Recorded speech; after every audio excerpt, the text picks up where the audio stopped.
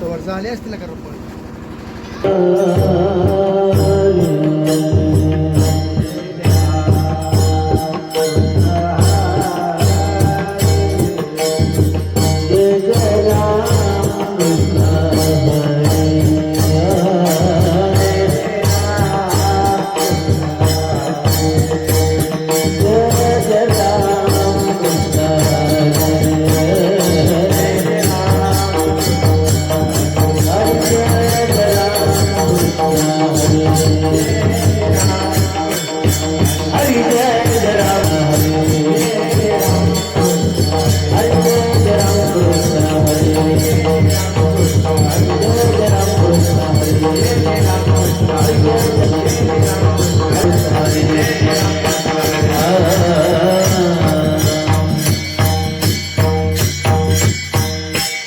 पाहता लोचन काचने रूप पाहता लोचने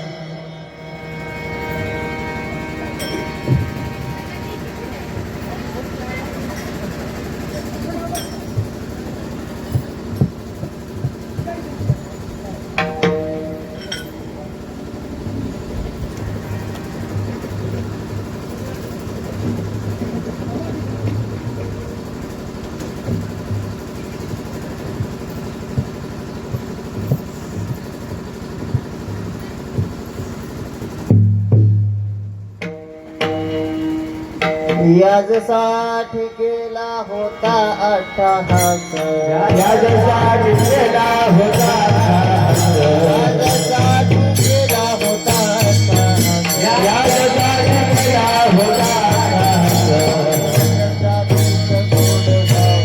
शेवटचा दिवस गोड भावा शेवटचा दिवस गोड भावा याजसाठी केला होता अट्टहास याजसाठी केला होता याजसाठी केला होता अट्टहास याजसाठी केला होता शेवटचा दिवस गोड भावा शेवटचा दिवस गोड भावा आगाई तुझे पावलो विसावा आगाई तुझे पावलो विसावा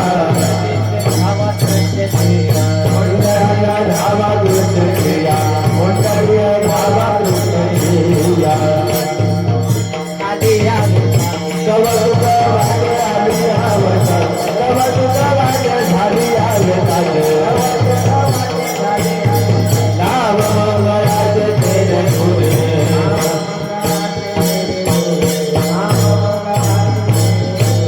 आचारी चिंतिने पावलो विसावा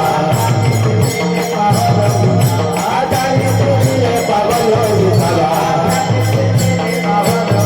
कुंडली धावा कृष्ण क्रिया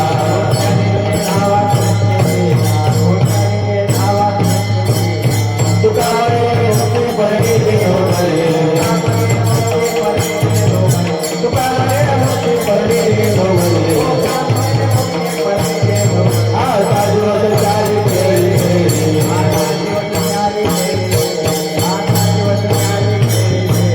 आता येते बाबा विसावा आता येते बाबा विसावा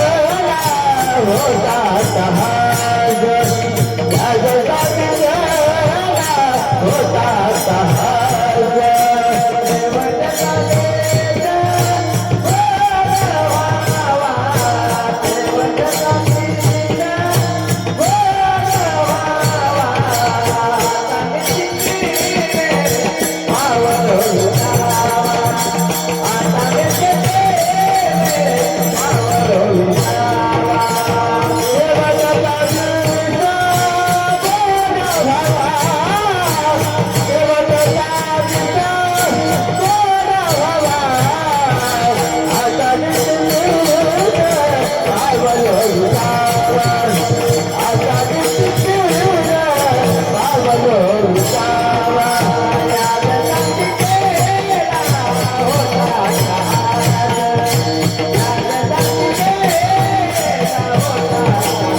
जहाज या जगात केला होता जहाज या जगात केला होता जहाज या जगात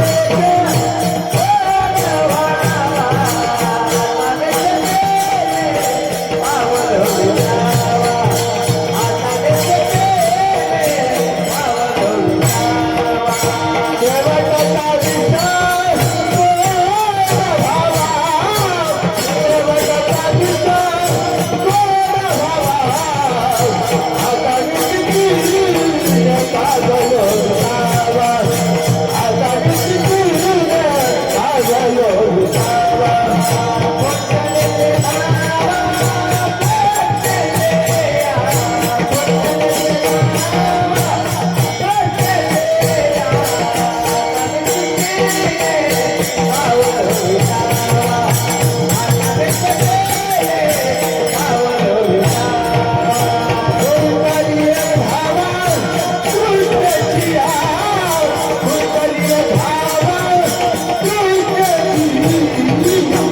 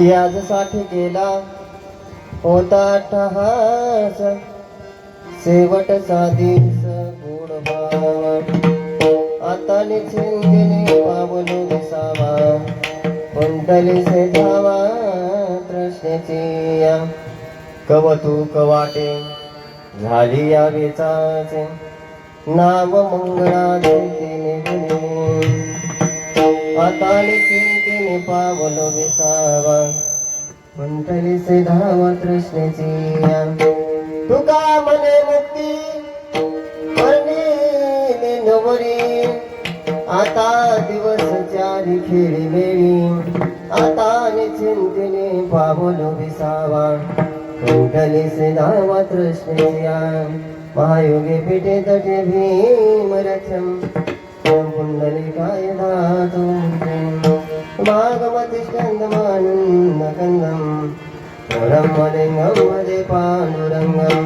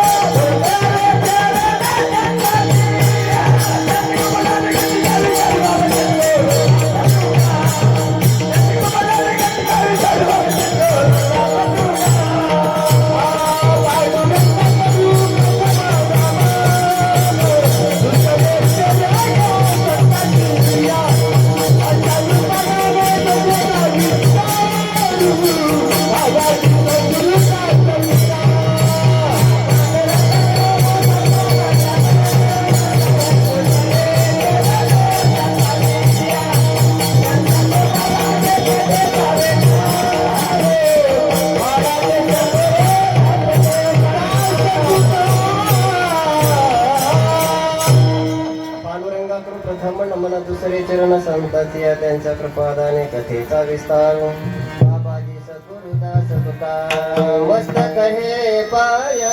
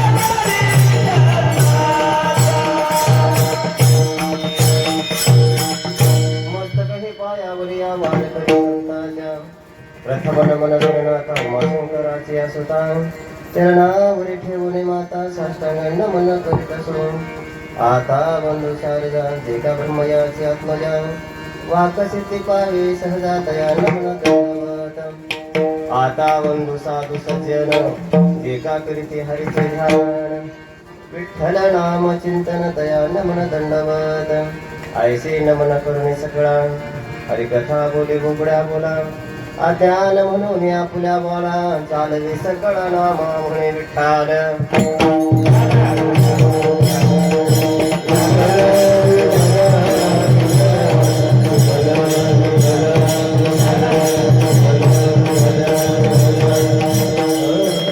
यासाठी गेला होता टहास शेवटचा तीस गुण भावा आता चिंतने पावलो निसावा कुंडली से धावा कृष्णेची सेवेकरता घेतलेला अभंग वैरागी मूर्ती देहूचे सुप्रसिद्ध अशा प्रकारचे साधू असणारे तुकोबर आहे यांचा 4 चरणाचा अभंग आहे अभंगाचे द्वारे तुकोबर आहे सांगतात जे काही साध्य मला प्राप्त करायचं होतं त्या साधनावरती मी आरूढ झालतो ते माझं साध्य मला आज काय झाले प्राप्त झाले म्हणजे तुकोबर आहे केलेल्या साधनेवरती साध्य प्राप्त झाल्याच्या निमित्तानं कर्तृत्व व्यक्त करतात विठाल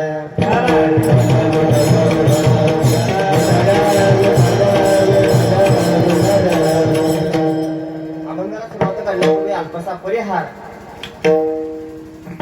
आमचे आजी असणाऱ्या शहाबाई गोपीनाथ पत्रिका पाहिली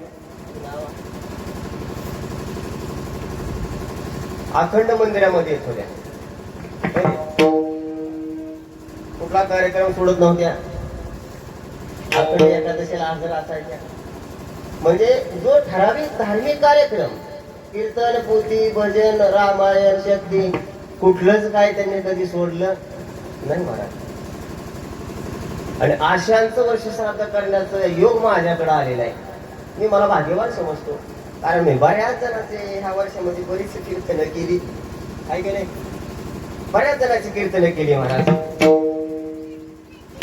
पण आता मी कीर्तन करायची सोडून दिली हे नाही बरं का फक्त वर्ष श्राद्ध पुण्यतिथी कोणाच्या करावा त्याला पण काहीतरी लिमिट आहे महाराज आहे की नाही ज्याला कधीच काही कळालं नाही कळतं माझं बोलणं आपण कुठं राहणारे महाराष्ट्रात राहणारे मी का मला काय बोलायचं कळतंय तुम्हाला पण आता आशयांची वर्ष श्राद्ध पुण्यतिथी तुम्हाला करणारा पाप असतं याचं त्याला काहीच कधी आयुष्यामध्ये कळालं नाही आपण आलो कशा करता आपल्याला काय करायचंय आणि आपल्याला कुठं जायचंय याचं जर मनुष्य देहाला येऊन जर आपल्याला याचं ज्ञान कळत नसेल त्याचा जन्माला आल्याचा फायदा काय ते आमच्या आजीबाई असणारे म्हणत त्यांचं वर्ष श्राद्धाच्या निमित्तानं कीर्तनरूपी सेवा असणारी आता सर्वांनी काही नावं घेत बसत नाही मी हा मोरे परिवार त्यांनी माझ्याकडे सोपवलेले आहे महाराज अभंगाचे द्वारे सांगतात याच्यासाठी केला होता अट्टहास शेवटचा दिस गोड व्हावा जो जन्माला आलेला आहे त्याला निश्चित जाणं माईक त्याच्याकडे दे रे. हा थोडा सावध राहा कारण तिथं पुढं आता चालू आहे. हा पुढं उभा राहा. लई प्रमाणे म्हणायचे नाही का थोडंच म्हणायचं पण टक्केवाद असलं पाहिजे.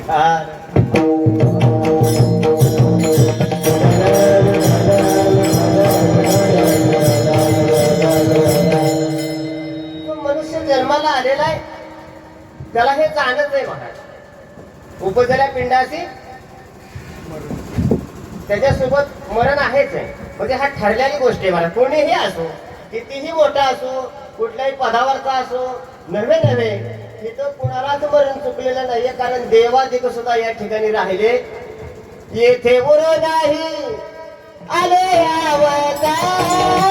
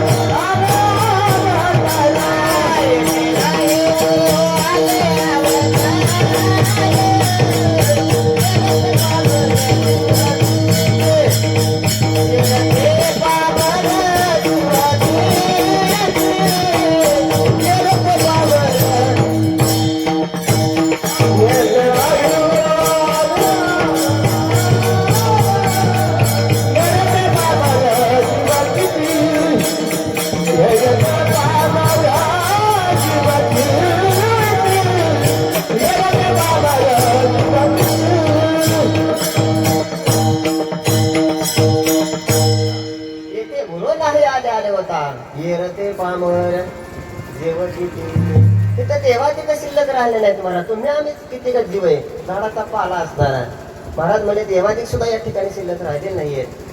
पण ही वर्ष श्राद्ध पुण्यतिथी का करावं लागतं कशा करता करावं लागतं. पुण्यतिथी काय सगळ्यांचीच सगळ्यांची होती का. पण वर्ष श्राद्ध ही सगळ्याच होतं महाराज. पुण्यतिथी फक्त साधू संतांचीच होती. आपलं पुण्य श्राद्ध असतं पुण्य स्मरण असतं. पुण्यतिथी संतांची होती. जयंती बोला की काय अडचण आहे तिथं चालूच आहे. जयंती देवाची होती महाराज. हो म्हणून महाराज म्हणले हे वर्ष श्राद्ध करावंच लागतं. कशा करता करावं लागतं त्यांनी कर्म सांगितले. नैमित्तिक कर्म नित्य कर्म आहे की नाही. हा प्राचित्त कर्म आणि काम्य कर्म 4 प्रकारचे कर्म सांगितले. आणि आता तो प्रकार नित्य कर्म तुम्ही आम्ही सर्वजण करतो. सकाळी उठल्यानंतर पूजा पाठ हा नित्य कर्म. आंघोळ करणं देवाची पूजा करणं हे नित्य कर्म आहे सर्व.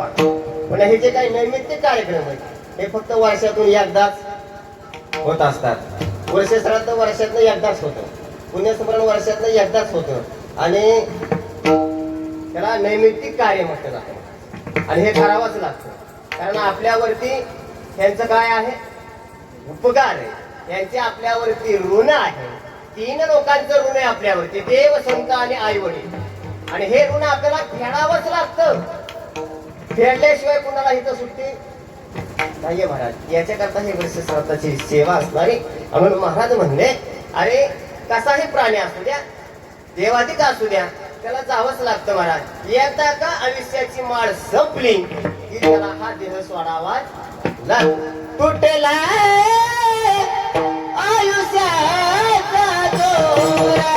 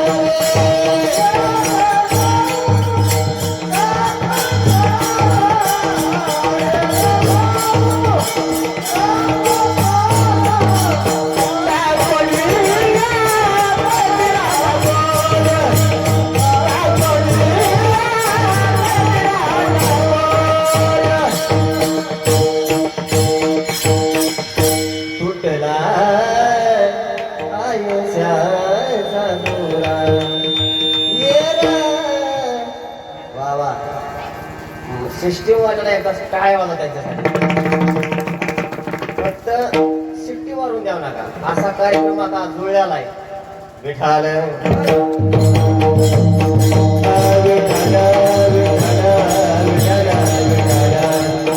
एकदा आयुष्य संपलं एकदा आयुष्याची माळ तुटली की प्रत्येकाला आवाज लागतं महाराज हा की तुम्ही सर्वांच्या घरामध्ये ते शेंगदाण्याचं पोत असतं शेंगदाण्याचं आहे की नाही भुईमुगाच्या शेंगा असतात ना त्या भुईमुगाच्या शेंगाचा पोट्यात तोवर मुक्काम जोपर्यंत त्याच्या आतमध्ये शेंगदाणा आहे तोपर्यंत एकदा का त्या भुईमुगाच्या शेंगाचा शेंगदाणा बाहेर काढला की टारपर्याचा मुक्काम चुलीत चुलीत आणि तस फुलाचा सुगंध आहे कुठपर्यंत जोपर्यंत फुलाचा सुगंध आहे तोपर्यंतच फुल आपल्या जवळ आहे एकदा का फुलाचा सुगंध निघून गेला त्याचा काय उपयोग तस एकदा का ह्या देहातला परमात्मा निघून गेला ह्याचा मुक्काम लक्ष्येला ठाव मशाने लक्ष्मीला डाव मशाने लक्ष्मीला डाव मशाने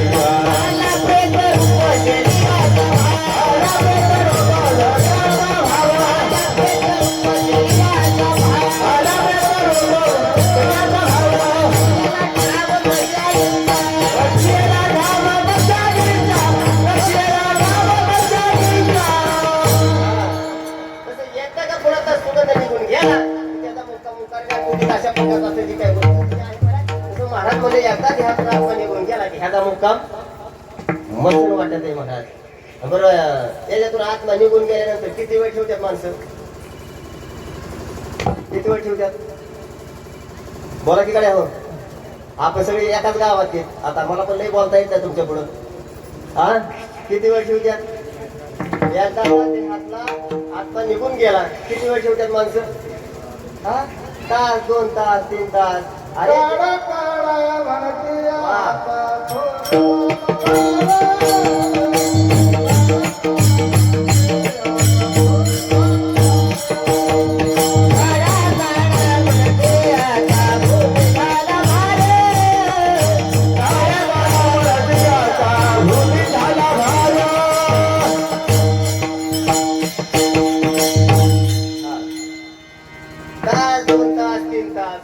पलीकडं नाही बघा ज्याच्या सोबत आपण 1000 माणसाचं मांडवा सोबत आलो ती पत्नी सुद्धा म्हणते आता काय करा का की नाही पोरं बाळ सुना सगळे काय म्हणतात आता लवकर बाहेर काढा स्वजन भूत्रज करीती विचार काढा काढा म्हणती आता भूत झाला बाहेर काढा काढा म्हणती आता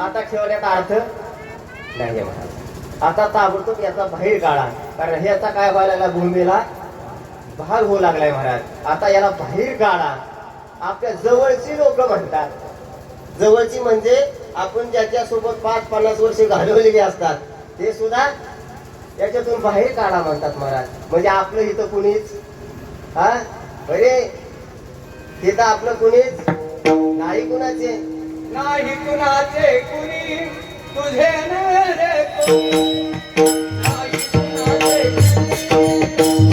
कुणाचे आत्मीला शिरे काय राजा माझे माझे मनोनी आत्मीला शिरे काय राजा माझे माझे मनोनी नाही कुणाचे कुणी तुझे रे कोणी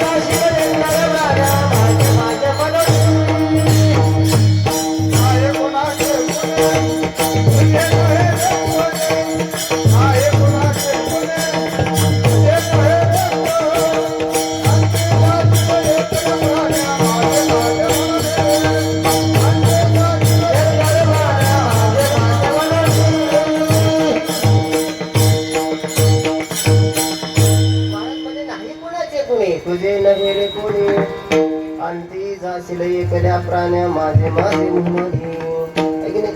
कुणी कोणाचं नाही महाराज या ठिकाणी, पण तरी सुद्धा माणूस आपल्या आविर्भावामध्ये असतो आहे की नाही. तरुणपणामध्ये त्याला काहीच कळत नाहीये. हा, तरुणपणामध्ये काही कळतं का? कारुण्याचा मला नमानी कोणा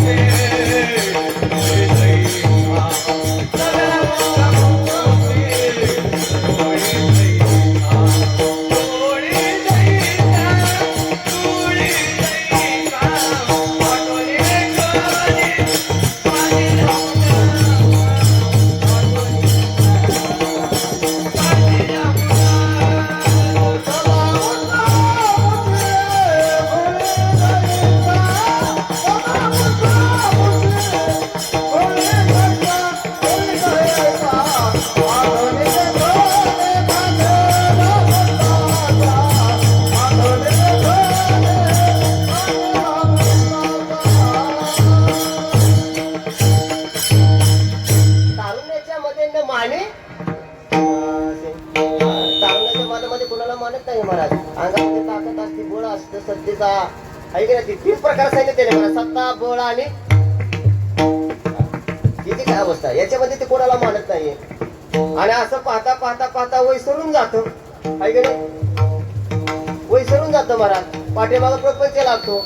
मग पुन्हा आले सगळे, फक्त त्याच्या पाठीमागे एकच असतात, आणाशिवाय दुसरं काही नाही महाराज. असं करीत करीत त्याचं वय संपून जातं महाराज. तरी सुद्धा आपण कशा करता आलोय, आपल्याला काय करायचंय याचा त्याला विसर पडलेला असतो.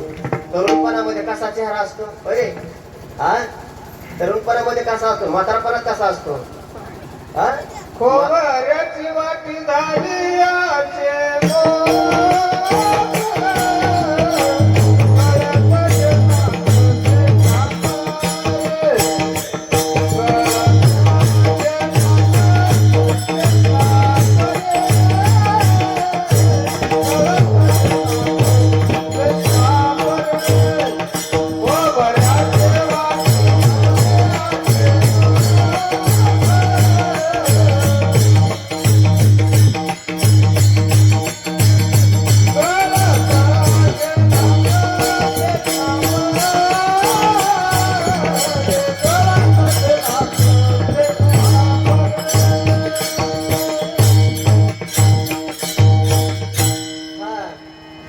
वाटी झाली असे गळत असे नाक पुढे खबर आहे म्हणजे. अरे मग तर म्हाताऱ्या माणसाला तर सदा तरुणपणात कसा होता, म्हातारपणात कसा झाला आहे की नाही. याचे तरी भान आहे का. म्हणून माणूस जन्माला आलाय, हे थोडा विचार केला पाहिजे आपल्याला काय करायचंय, कशासाठी आलो ना आपल्याला कुठं जायचंय महाराज. याचा विसर पडलेला आहे. वय झाली साठी हाती आजी काठी, मग जावे ना भाकर रोटी. अरे आता काय करतो, काय कर, सावधान सावधान सावधान सावधान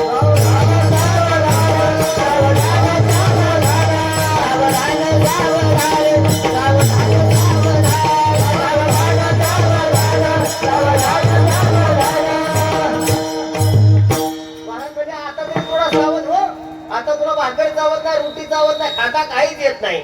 आता तरी कमीत कमी तू सावध हो महाराज. बाबा तुला म्हणतो का आता होत सावधान. बऱ्याच जणांनी आपल्याला सांगितलं सावध व्हायचं.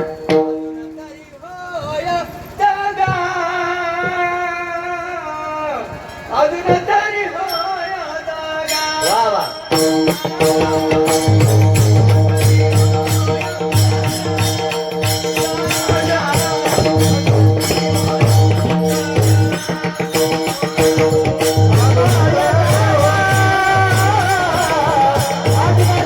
Oh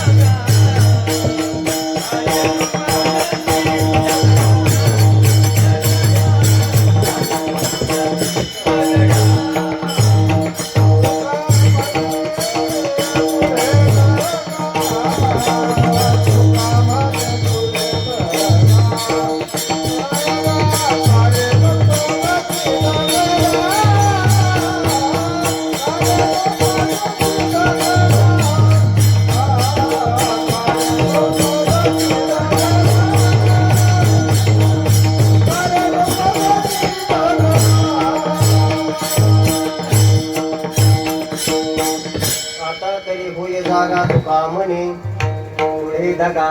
आता तरी थोडा सावध हो महाराज. पण सावध सावध सावध बराच वेळा सांगितलं तरी आपण सावध झालो नाही. आयुष्य संपूर्ण जातं. मग याच्याकरताच हे ऋण उतारे होण्याकरता हे कीर्तन भजन पोते पुराण याच्याकरताच आहे महाराज. महाराज म्हणजे आपल्यावरती यांचं ऋण आहे. कोणाचं? 4 माणसाला कधी दिवस राहतं ना आयुष्यामध्ये. एक देव, एक आई वडील, एक संत आणि एक गुरु महाराज. एकदा का देवाचा विसर पडला बरे, एकदा का देवाचा विसर पडला विसरली दया.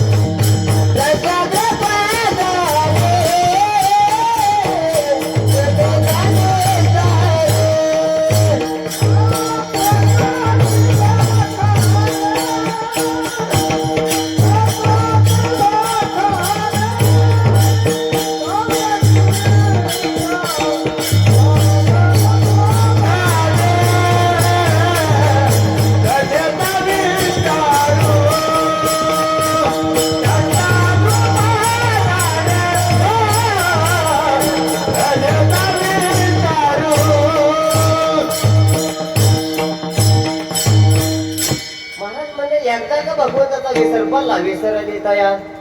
थोर झाले हानी वचतील खाणी 84च्या. पण भगवंताला का विसरायचं नाही? देवाला का विसरायचं नाही? देवाचे आपल्यावरती उपकार आहेत महाराज. एवढा मोठा निर्देह भगवंताने आपल्याला दान दिलेला आहे.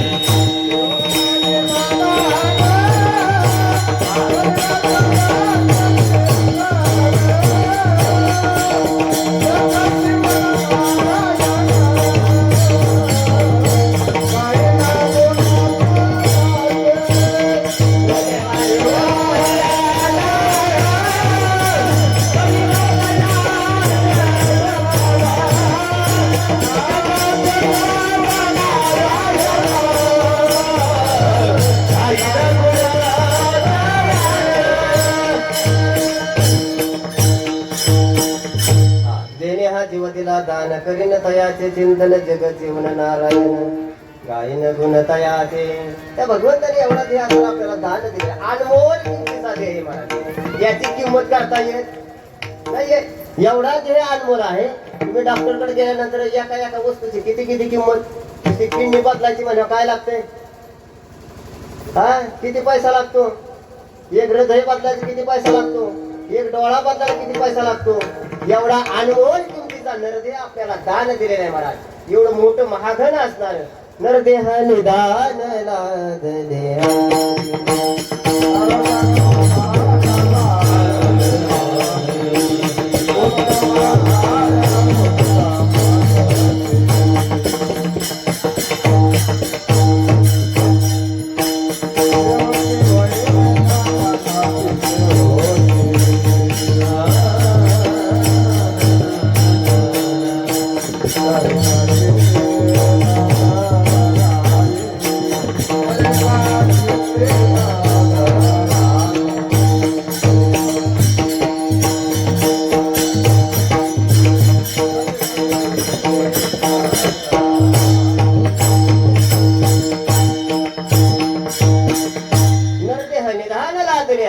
उत्तम सार उत्तम गती देवची होईन ते तरी का चित्तीने धरवे. एवढं श्रेष्ठ अशा प्रकारचा देह असणार आहे. आपण जर ठरवलं देव होतं तर देव होता येतं, पण पशु पक्षाला याचं ज्ञान अजिबात नाहीये महाराज. नरदेह म्हणजे रेल्वेचं जंक्शन स्टेशन. तुम्ही त्या जंक्शन स्टेशनवरती कुठलंही तिकीट काढा, तुम्हाला कुठंही जाता येतं. तसं हा नरदेह जंक्शन स्टेशन सारखा आहे. तुम्ही जिथलं तिकीट काढाल तुका म्हणे अरे नरकवासीने आलो खाली वर करावा याची, एवढंच येते आपल्याला. बाकीचं काही येत नाही बरं. आपण याच्याकरता चालू का तुका म्हणे नरकवासीने आलो खाली वरी करावा याची, आणि खाली वर काय खाली वर करतो, हा याच्याकरता नरदेह नाहीये. आणि अनमोल किमतीचा देह दिलेला आहे, तरी त्याची किंमत आपल्याला अजून कळाली नाहीये महाराज. पण याच देहात भगवंताचं भजन करतात, इतर देहात भजन करता येत. ती बुद्धी फक्त भगवंताने मानवाला दिली.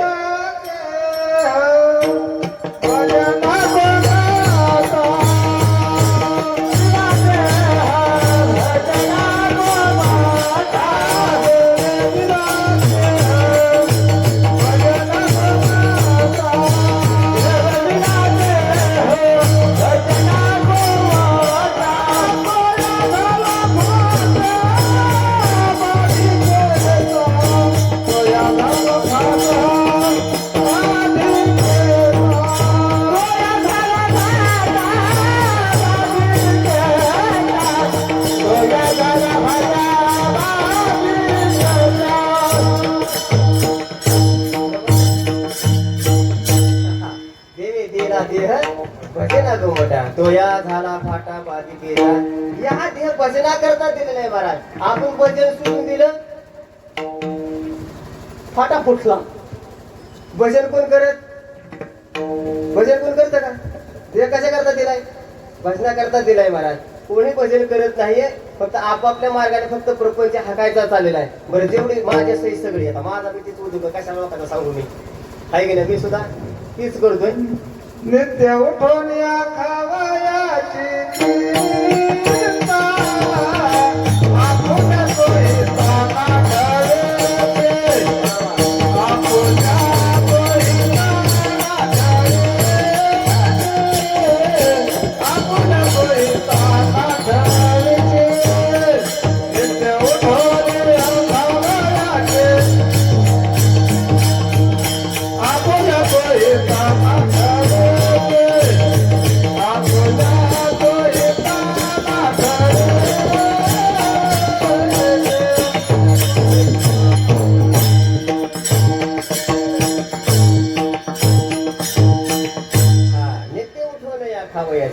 आपल्या सुविधा नाठवेसी, फक्त उठायचं गिळायचं कामाला लागायचं. काय काय लोक मला तर एक जण भेटला पंढरपूरला अजून गेलोच नाही मला, तुझा मला येऊनच चुकला म्हणलं. महाराष्ट्रात येऊन तू अजून पंढरपूर पाहत नसतील. मातेची पोळी दगड आला. विचार ना तुम्ही, मला सगळे जण हात वर करा, कोण पंढरपूरला गेले नाही. महाराष्ट्रात ती पण बाहेर असू दे, महाराष्ट्रात संतांची भूमी, संतांची भूमी म्हणण्यापेक्षा वैकुंठ महाराष्ट्रात आहे. पंढरी वैकुंठ भूमीवरी. मी म्हणलं तुला बोलायला माझ्याकडे शब्दच नाहीत गाडे. ती काय लय असं खूप वय झालं असं काही नाही. 30-35 वर्षातच आहे महाराज. पंढरपूर अजून बघितलं नाही मला. तुला तशी सवड नसते तर मी तुला बांधून येतो माझ्या पदर खातर, पण पंढरपूरला झालं मला फायदा काय महाराज. मग आपल्याला महत्व आपलं अजून कळालेलं नाहीये. या देहाचं महत्व देवाधिकांना कळालं की या देहानं भक्ती करता येते, या देहानं मुक्त होता येतं, या देहानं देव होता येतं. कोणाला कळालं? देव लोकांना कळालं महाराज. स्वर्गीचे अमर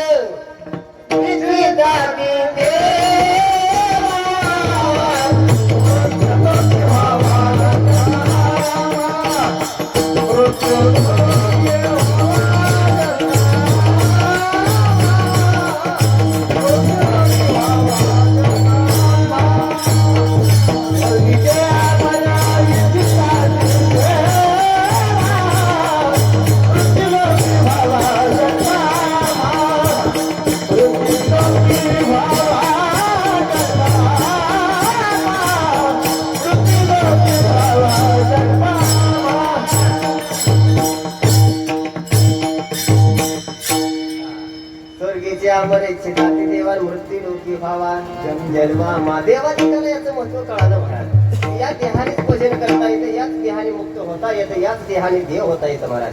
कारण पशु पक्षाला याचं ज्ञान अजिबात नाहीये. पशु सर्वांच्या गोट्यामध्ये गाई म्हशी सगळी आहेत महाराज. सगळ्यांनाच एखादच करता येत नाही, सगळ्याला सोमवार करता येत. जनावराला याचं ज्ञान आहे का? काही बुद्धी फक्त कोणाला आहे? पशु काय पाप पुण्य गाय.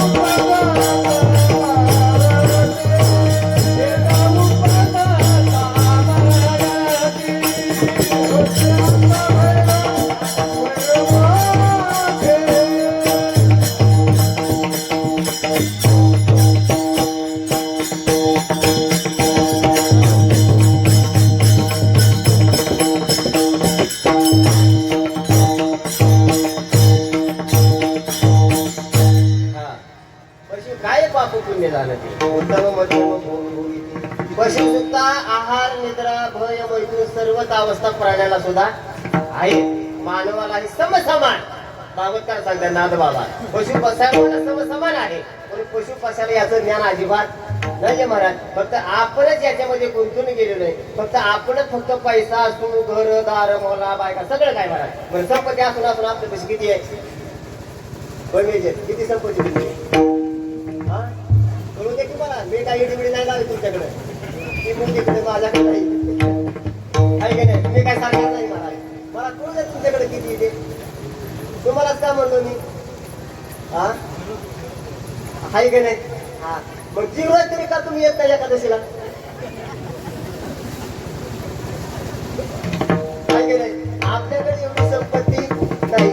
जेवढी रावणाची होती तेवढी आपली नाही महाराज. रावणाची किती होती? अरे रावणाची संपत्ती किती होती महाराज? त्याचं गणित आहे का? सप्तकोटी गणे शुद्ध कांचनाची. अरे सप्तकोटी शुद्ध कांचनाची म्हणण्यापेक्षा आजची लंका सोन्याची होती म्हणून तर रामप्रभूला वाढणार सोबत ती माणसं नेली नाही. जर माणसं रामप्रभूला सोबत नेली असती तर माणसं रामाला म्हणली असती, रामा तुझी बायकून तू आम्हाला माघारी येणं होणार नाही महाराज. आहे की नाही. माणसं कुठं गुंतून राहिली असती? तिकडच पोती भरत बसली असते. कुठं लंकेत त्या रावणाची एवढी संपत्ती होती तरी सुद्धा रावणाच्या सोबत काही गेलं. अरे एवढी संपत्ती, महाराज म्हणजे समुदाय गाणा राक्षसांचा, चारी बाजूने समुद्राचा वेढा आहे. आणि एवढं मोठं सैन्य होतं म्हणजे आता तो उभा राहिला असता तर त्याला उभा राहायची गरजच नव्हती, दुसरा माणूसच उभा राहिला असता त्याला आडवा, कारण त्याच्या घरातच माणसं तेवढी होती महाराज, आहे की नाही. एवढा रावण मोठा तरी सुद्धा त्याच्यासोबत काहीच गेलं नाही. आपल्यासोबत काय येणार आहे? बोला की गड्यावर, काय येणार आहे? काय नाही तरी तुला हे यायला उशीर झाला. विठाल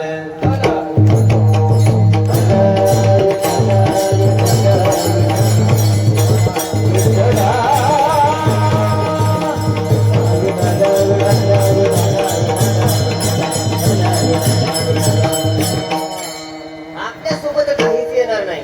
तुम्हाला सर्वांना त्या वाल्या कोळ्याची कथा माहिती आहे. ते वाल्या कोळ्याकडे आपल्यात काहीच बदल नाही महाराज. म्हणजे अगोदर वेगळा होता, नंतर तो वाल्मिक झाला. कोणाच्या संगतीनं? संतांच्या संगतीनं झाला महाराज. त्याला ते सुद्धा आपल्यासारखाच होता. ते सुद्धा बायका मुलामध्ये गुंतून बसतात. पण बाबा हो तुम्हाला जाता जाता सांगतो, तुम्ही आयुष्यामध्ये किती पैसा कमवा, कितीही संपत्ती कमवा, पण फक्त ह्याची टोपी त्याला घालू नका. कारण केलेलं पाप हे फक्त आपल्यालाच भोगावं लागतं, घरच्यांना नाही येत. आपण कोणासाठी उचापाच्या करतोय? आपल्या एकट्यासाठी? अख्ख्या कुटुंबासाठी करतोय महाराज आपण. आणि जेवढं करतो तेवढ्या सर्व पापाला भागीदार फक्त आपण एकटेच असतो. आणि जेवढं पुण्य कराल, थोडं उदाहरण सांगतो. मी आता इथं कीर्तन चाललंय आपलं, मी इथं कीर्तन करतोय, नामचिंतन करतोय, आणि माझी बायको घरी बसून तिला अर्धा आपोआप जाते. बरोबर आहे? जेवढं बसले म्हणलं, तुम्ही सगळे बसले तर या ठिकाणी तुमचा अर्धा भाग कोणाला जातो? पत्नीला घरी जातो. आणि आपण जेवढं काय केलेलं पाप ते सगळं आपल्याकडेच येतं, तिच्याकडे काय जात. हा शास्त्राचा सिद्धांत आहे, मी काय माझ्या बदल नाही बोलत. हा ठीक आहे, असा भाग सांगितला मला. त्यांनी केलेलं पाप आपल्याला भोगावं लागतं, पण आपण केलेलं पाप आपल्याला भोगावं लागतं. पण आपण केलेलं पुण्य अर्धा आपल्या पत्नीला आपोआप जातं. असंच झालं वाल्या कोणाचं. तो असं रस्त्याने वाट्या मारायचा आहे की नाही, येणाराला जाणाराला. आला तर मार, धर की मार, आला की धर की मार, एवढंच कार्य करायचं आहे. काही काही महाराज लोक सांगतात की तिळा एवढ्या खड्याला त्याने किती रांजण भरले? 7. बोला की कडे हो. 7. कुठल्या पुराणात आहे? तुम्ही महाराज आहे, मी महाराज आहे. कुठल्या पुराणात आहे? अरे ते पुराणात कुठेच नाहीये, त्याचा कुठे उल्लेखच नाही. पुराण किती सांगितली? 18 पुराण साहिशास्त्र, त्याच्यामध्ये कुठंच उल्लेख आला नाही की वाल्या कोणाला 7 रांजण तिने एवढ्या खड्याला भरली. महाराज लोक का सांगतात? त्याला सांगणाऱ्याला दोष आहे महाराज. विनाकारण लोकांना काही सांगायचं नाही, कारण लोक काही येडी नसतात एवढे ऐकणारे. त्याचे ते 4 तरी चांगले असतात ऐकणार, त्याला पक्क माहित असते खोटं बोलते म्हणून. ऐका नाही. हा समाज याला आता राहिलेला नाहीये महाराज. माझ्यासारखी महाराजच किती वृत्ती पालती किती जेवणाली करण्यात त्याचा तपास नाही. मग तो वाल्या कोळी आला की धर मार ह्याचं कार्य चालू झालं महाराज. पण एक दिवस असा आला, तो योग असतो, योग येणारा. ती काय सहजासहजी गोष्टी घडत नाही, संत काही सहजासहजी भेटत नाही. एक दिवस असा योग आला, त्याच मार्गाने नारद मुनी चालले होते. नारदाची आणि वाल्या कोळ्याची भेट झाली. आल्याबरोबर पखाला म्हणला, संत भेटलाय, साधू भेटलाय, मोठा गंध लावलाय, गळ्यात येणाय. नारायण नारायण नारायण नारायण. नारदाचा अशा प्रकारचं नामचिंतन चाललेलं येण्याचा आवाज येतोय महाराज. वाल्या कोळ्यानं पाहिलं, मला महान अशा प्रकारचा साधू दिसतोय. वाल्या कोळ्याने त्याला पकडलं, पण नारदाने त्याला सांगितलं, तुझी काय करतोय ना ते फक्त तुझ्या एकट्याच आहे, इथं कुणी सुद्धा नाहीये आणि माझ्याकडे तुला द्यायला दुसरं काही कारण मित्र असंच बघवाय मला माझं अजून काय लग्न बिग्न काय झालं फक्त माझं काय काम आहे भगवंताचं नामचिंतन करीत फक्त फिरणं एवढंच करतो आणि माझ्यापाशी फक्त एकच संपत्ती ती म्हणजे फक्त 3 ताराचा विना पाहिजे असेल तर घे वाल्या मला ह्या लाकडाला घेऊन मी काय करू कारण त्या लाकडाला त्याला महत्व कळाल्या ना तसं आपलं झालंय ना होय येण्याचं महत्व आपल्याला कळालं ना म्हणून यावं लागतं आणलंय का 2 तास त्यांनी येण्या घेतलं करा ते दुसरं आलं म्हणतो कुठे गेलता काय उपयोगच केला पारमार्थ हा दुसऱ्याला सांगण्याची वस्तू जेवढी आपण करू ती फक्त आपल्यासाठी इतरासाठी नाही महाराज मग नारद मुनीने वाल्याला सांगितलं तू घरच्याला जाऊन विचारून ये वाल्याला वाटलं हा निघून गेला तर याच्याकरता नारद मुनीला त्या वाल्या कोळ्यानं बांधून ठेवलं वाल्या कोळ्याने सांगितलं तू जाऊन बघून ये तुझ्या घरची काय म्हणतात काय नाही त्याच्यात तू भागीदार आहे का वाल्या कोळी घरी गेला घरी गेल्यानंतर पहिल्यांदा वडिलांना विचारलं बाबा मी जे काही कार्य करतोय ना त्याच्यामध्ये तुम्ही सहभागी आहात का त्याने हात झटकले परत आईकडे गेला आईला विचारलं आईने हात झटकले मुलाकडे गेला मुलाने हात झटकले मग वाल्या कोड्याला वाटलं ह्यांनी सगळ्यांनी हात का झटकाना म्हणला सनई वाजवून पिपाणी वाजवून धमकी वाजवून मोठं मोठं बँड लावून एवढं मोठा खर्च करून येणे एवढ्या मोठ्या 10,000 माणसात मी जिच्या हाताला धरून मंडपात ना आलो ती तरी होई म्हणून वाड्या कोळी आपल्या पत्नीकडे गेला आणि पत्नीने विचारला होय ग मी आतापर्यंत केलेल्या पापा तुम्ही सहभागी आहात का पत्नी म्हणले बघा बाया तुमची तुम्ही माझ्याकडे ह्याच्यातलं काहीच नाहीये महाराज मग वाल्या कोळ्याच्या डोक्यात प्रकाश पडला आणि मग नारद मुनीकडे आले नारद मुनीचं पाय धरलं आणि नारद मुनीला वाल्या कोळ्याने सांगितलं महाराज त्याच्यात कुणी सहभागी नाहीये आता फक्त तुम्हीच आहात त्यावेळेस वाल्या कोळ्याने त्या वाल्या कोळ्याला नारदाने सांगितलं तुम्ही फक्त आता एकच करा काय करा त्या भगवंताचं नामचिंतन करा त्याच्याशिवाय सोडवणारा तुला दुसरा कुणी त्याला सोडवणारा दुसरा कुणी नाही का मग काय आता हा त्या भगवंताशिवाय तुम्हाला सोडवणारे दुसरे कुणीच तू काय मन तुझ सोडवे ना कोणी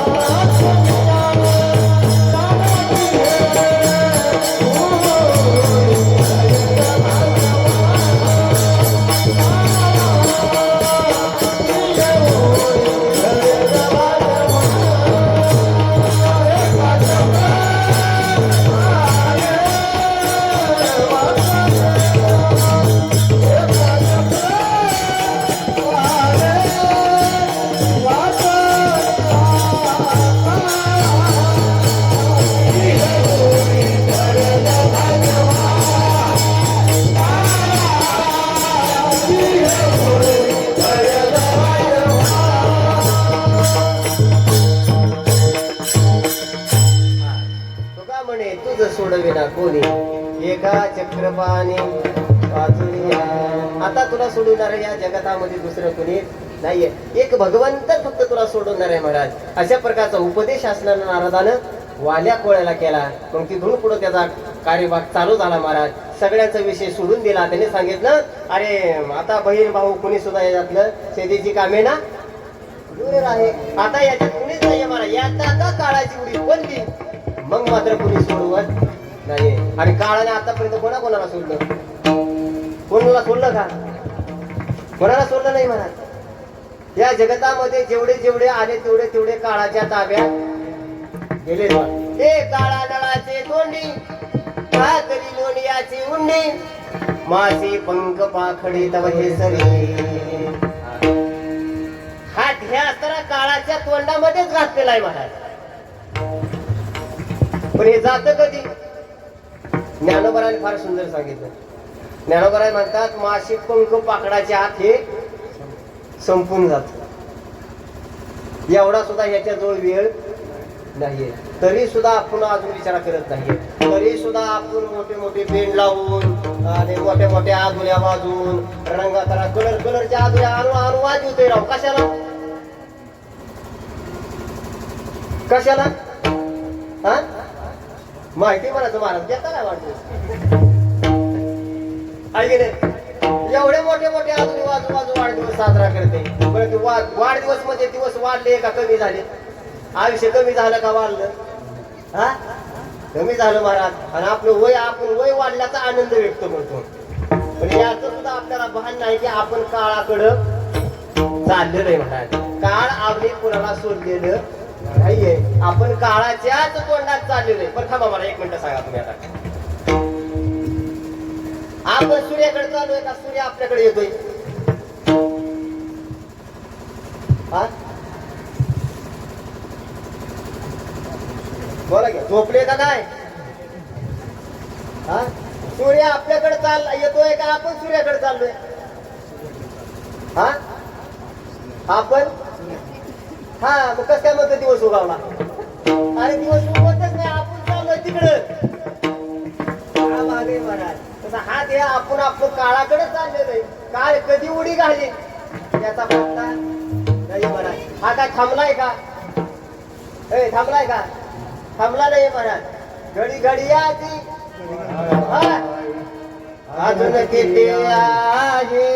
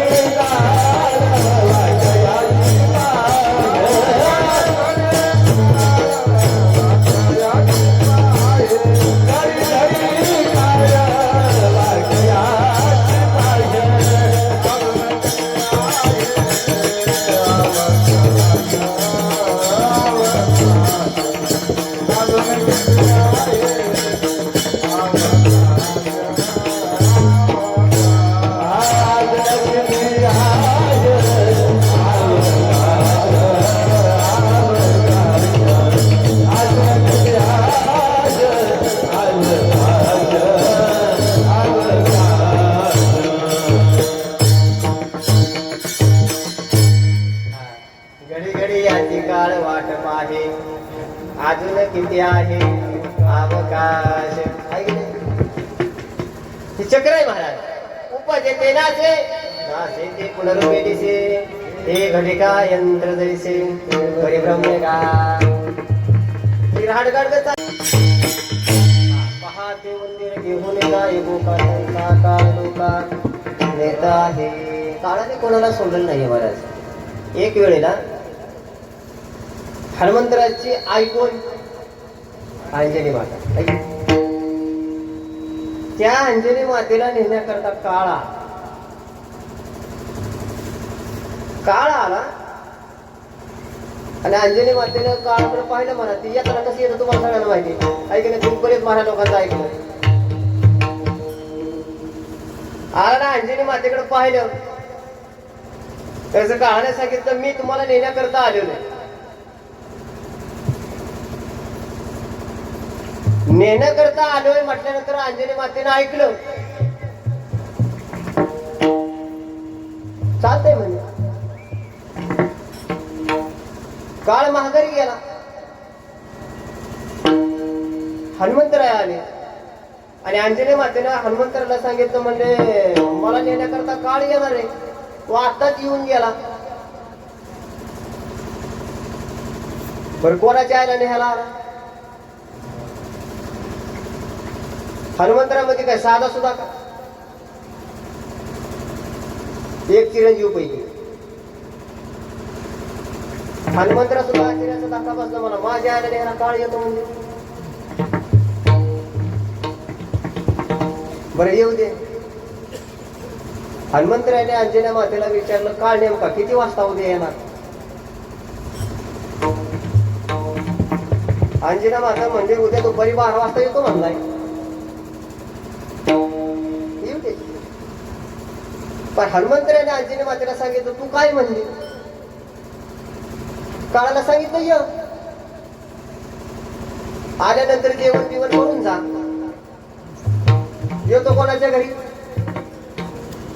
बोला की कोणाच्या? हनुमंतरायाच्या घरी. पण हनुमंतरायाने विचार केला मी एवढा रामभक्त आणि माझ्या आईला नेण्याकरता काळ येतो, पण काळ कोणाला सोडत? हनुमंतरायाने रामपूर्वचा दावा केला, माझ्या आईला नेण्याला काळ येतो. देवानं सांगितलं हे तर माझं सुद्धा काही चालत. हनुमंत हे म्हणते मी एवढा तुझा भक्त, तुझी हरवलेली पत्नी मी आणून दिली, तरी सुद्धा माझ्या आईला काळाच्या ताब्यातून तू सोडू शकत नाही. देवाने सांगितलं हे तर माझी सत्ता चालत नाहीये मला, कारण देवाचं कार्य तेच आहे घडीमुळे. हनुमंतराने विचार केला देवाचंही काळाच्या पुढे काही चालत नाही. मग मी तुम्हाला पहिल्याच प्रमाणे सांगितलं होतं येते नाही गुरु आले अवतार. तिथे देवाची किती शिल्लक राहिलेली नाही तुम्हाला. मग हनुमंतरायाने विचार केला रामालाही काळ ऐकत नाही, मग काय करायचं? हनुमंतराया भीष्माचार्यांकडे गेले आणि भीष्माचार्यांना जाऊन सांगितलं उद्या माझ्या आईला नेण्याकरता काळ येणार आहे. मी देवालाही विनंती करून सांगितलं की माझ्या आईला काळाच्या तावडीतून तुम्ही सोडवा, पण देवाने सुद्धा हात वर केले म्हणजे माझं सुद्धा इथं काही चालत नाहीये. त्याच भीष्माचार्याला हनुमंतरायाला प्रश्न टाकला म्हणजे काळ नेहाला येणार आहे पण किती वाजता येणार आहे? भीष्माचार्याला हनुमंतरायाने भीष्माचार्याला सांगितलं उद्या 12 वाजता येणार आहे. काय हरकत नाही म्हणे. भीष्माचार्य हनुमंतरायाच्या घरी आले आणि घोंगडी टाकून बसले आणि बरोबर काळ 12 वाजता आला. काळ आला वेश बदलून आणि बाहेरूनच हाक मारले अलप निरंजन भिक्षा वाढ. त्यावेळेस अंजनी माताने दारातूनच पाहिलं. भीष्माचार्यांना सांगितलं कोणतरी एक भिक्षुक आलाय आणि ती भिक्षा मागतोय, पण तो भिक्षा माझ्या हातून घेत नाही. काळाने भिक्षा कशी मागितली माहिती का? जो भीष्माचार्य कसे ब्रह्मचारी याच्या हातून मला भिक्षा दे. काळाला काय करायचं होतं? त्या घोंगड्यावरून उठवायचं होतं आणि अंजनी मातेला फास्ट टाकायचा होता. मला 7-5 सांगितले, पुढे सांगतो तुम्हाला. भीष्माचार्य म्हणले थोडं थांब, पण अंजनी माता म्हणे दारात आलेला भिक्षुक माघारी कसा जाऊन द्यायचा? भीष्माचार्याने अंजनी मातेला सांगितलं त्या आलेल्या अतिथीला म्हणावं 12:05 ये. अंजना माता परत दारात आली आणि त्या वेशी बदून आलेल्या काळाला सांगितलं महाराज म्हणतात की 12 वाजून 5 मिनिटांनी ये. ती काळ हादरलं. मला मी आलो कशा करता आणि आता ही तर म्हणजे 5 मिनिटांनी ये. त्या वेशी बदून आलेल्या काळानं अंजनी मातेला सांगितलं त्या आत बसल्याला ना तो चिरंजीव असताना ब्रह्मचारी त्याला म्हणावं मला जर आत्ताच नाही भिक्षा वाढली तर मी आत्ताच मरून जाईल. भीष्माचार्य म्हणे त्याला म्हणावं मर. त्याला म्हणा मर पण तुला भिक्षा देणार. मग अंजना माता म्हणजे तुम्ही असं कसं काय करता. दारात आलेला अतिथी महागारी कसा लावायचा. 5 मिनिटांनी काय होणार आहे. 5 मिनिटापेक्षा आताच भिक्षा वाढलेली काय वाईट आहे का. त्याच भीष्माचार्याने सांगितलं तुला कळायचं नाही. तो अतिथी रूपातला आलेला काळ आहे महाराज. 12 वाजून 5 मिनिटं होऊन गेली. काळ महागारी गेला. जिथं देवा ठिकाणा सुद्धा काळ चुकत नाही तिथं काळ संतांना काय करत नाहीये महाराज. जगा काळ खाय जगा काळ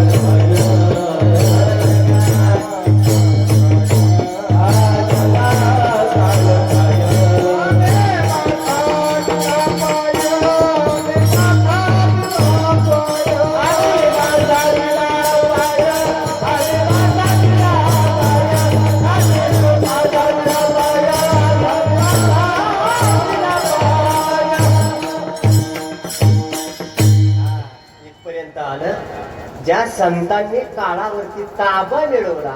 नुसता ताबाच मिळवला नाही. ज्यावेळेला जगद्गुरु तुकोबाऱ्या निघाले होते त्यावेळेला त्या युवानामध्ये पाय देत असताना काळ झाडाच्या पुढातून पाहत होता महाराज. एक पाय कमी पडत होते. तुकोबाराने काळाला हाक मारली म्हणजे इकडे.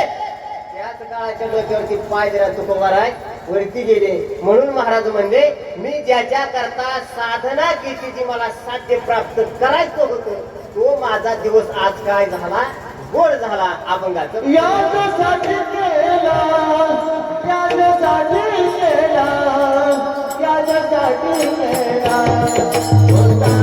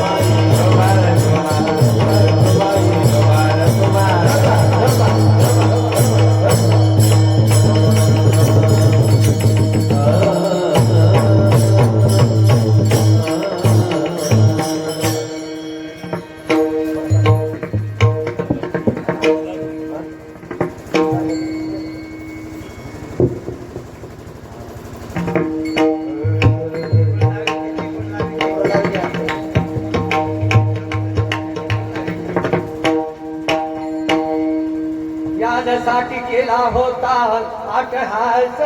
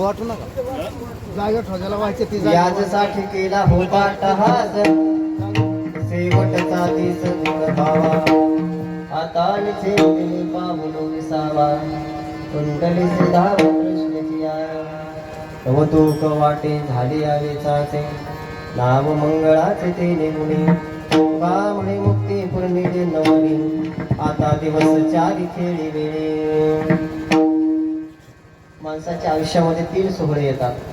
5 मिनिटं सांगतो.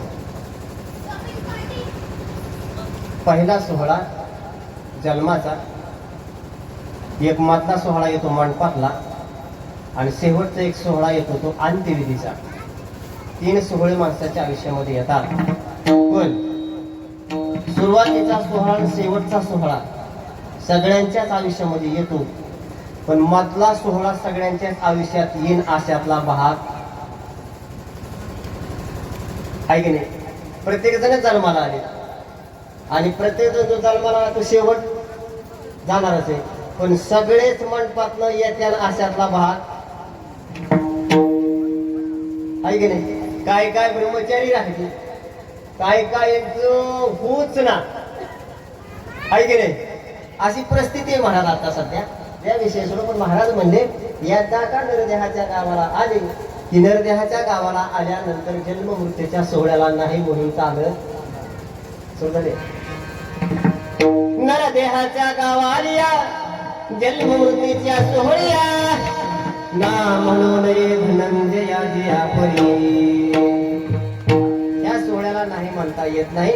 अरे भगवान कृष्ण परमात्माने अर्जुनाला सांगितलं, अर्जुना जो या नरदेहाच्या गावाला आलेला आहे त्याला ह्या मरणाच्या सोहळ्याला नाही म्हणता येत नाही.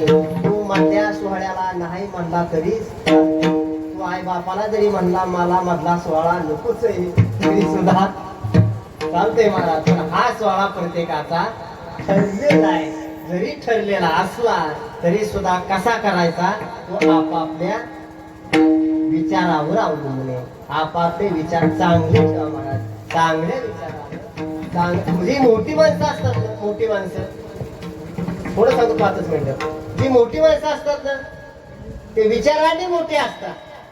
विचाराने मोठे असतात म्हणण्यापेक्षा त्यांचे विचार मोठे असतात.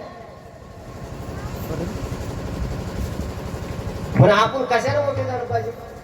विचारानं का संपत्तीनं का पैशा अडक्यानं का जमीन जुमल्यानं आपण कशाने मोठं झालं पाहिजे? होय तात्या पात्याला मोठं नाही. आपण कशाने मोठं झालं पाहिजे? विचाराने मोठं झालं पाहिजे. विचारानं पाठी. अरे येड्या हो थोडं सांगतो थोडं. मोठ्याची गाडी कधी येतील कधी जाती तिचा पत्ता सुद्धा लागत नाहीये महाराज. आणि आपण ती बुलेट घेतो 1.5 लाखाची त्याचं पुंगळ काढतोय आणि म्हाताऱ्याच्या पुन्हा टाटा अरे येडा लागला का विचारायची. होय काका मोठ्याची गाडी कधी येते जाती कळते का? नाही कळत महाराज. पण आपले विचार हे नाहीये. विचार मोठे फार. विचारानंच माणूस मोठा होता असतो. म्हणून महाराज म्हणे ना शिलोक शेणी हाती करावा विचार करावया. आणि विचारा वाचून समाधान पाहिजे ना. समाधान पाहिजे असं ते विचार चांगले पाहिजे. चांगल्या विचारानंच राहा. चांगल्या क्वालिटीने जगा महाराज. आनंदाने जगा, मस्तीत जगा, मजेत जगा, मौज मध्ये जगा. कुणी कुणाचं घेणं देणं जसा आला तसा जाणार आहे.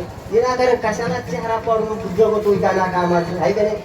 किती जरी टेन्शन घेतलं तरी ते पुढं आहेच की. एक केलं की एक पुढं वाढलेले, एक केलं की एक पुढं वाढलेले. आणि कधी बघा सारखा जरा हास की जरा हास सारखा सुतक पडल्यासारखा कसा. अरे जगण्याकरता आपण आलेले. तुम्ही मला सांगा जगून आनंद घ्यायचा का आनंद घेऊन जगायचं? कसं जगायचं? जगून आनंद घ्यायचा का आनंद घेऊन जगायचं? आनंद घेऊन जगायचं महाराज. आणि आपलं अख्खं आयुष्य संपून जातो तरी आपल्याला आनंद भेटत नाही. पण आनंद पाहिजे असं तर इथं या. आनंदाची डोली आनंदाची आनंदाचे अंग आनंदाची. तुकाराम तुकाराम तुकाराम तुकाराम तुकाराम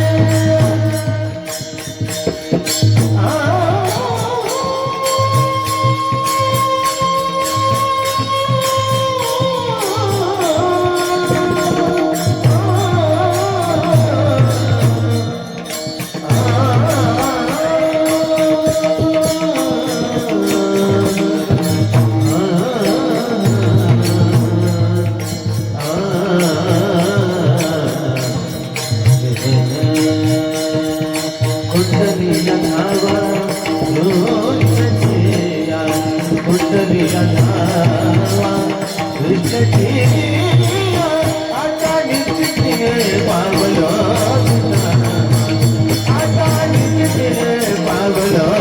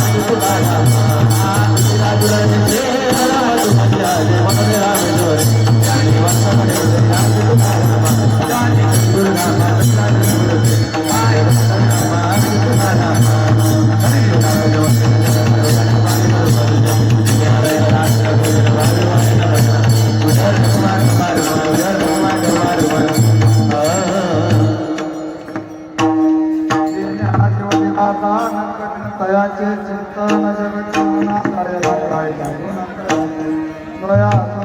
दया व्यवहाराच्या कृत धरून पावले तरी समची साजरी अंतरी धरून राहे दया असुरांचा काळ भक्तगणात प्रतिपाळ खेळे हा नागवत करतयाचे भाड पायावरी दया गोपाळांच्या मेळी खेळ खेळे वनमाळी रसा तळा निळा बळी राहिला पाताळी लावण्य पुतळा दयाच्या सकळ कळा दयाचे गळा वैजयंती माळा तया वेळ वेळा दंडवत दयाचे नाम पापनाशी लक्ष्मी आयची दयाची दाशी जो हा तेज पुंज राशी सर्व भाई तुका रुक्माई ठोपा रुक्माई